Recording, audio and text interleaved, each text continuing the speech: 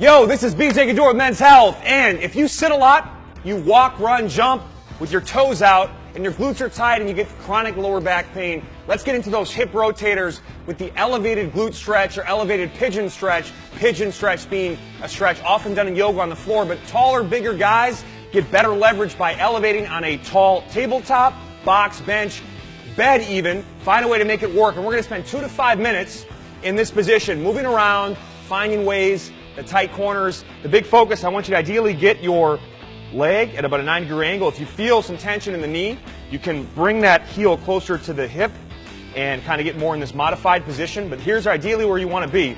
Initially, it's just getting tall, squeezing that back butt. So we're getting some hip flexor stretch here, but a deep stretch outside the hips. Now, the first kind of movement I want you going between and flossing in and out of is just going side to side.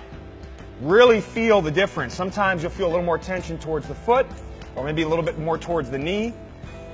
Do that for about 30, 60 seconds. Then let's actually go just towards the foot and add some rotation at the upper back, not the lower back. So I'm just kind of opening my chest to the side, and you'll still feel a deep stretch all the way into that hip capsule.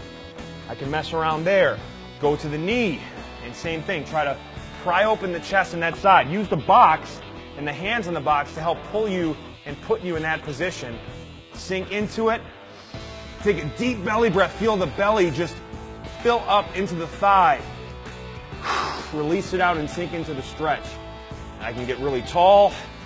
I can even kind of work on spinning that back leg and open that hip flexor. But 2 to 5 minutes each side, man. It'll really open up the glutes, improve squatting mechanics. The toe forward position makes a huge difference. If you're doing a lot of stuff like this, that knee will tend to collapse in and it'll start to break down over time. So there's lots of ways and reasons to do this stretch. So do it today.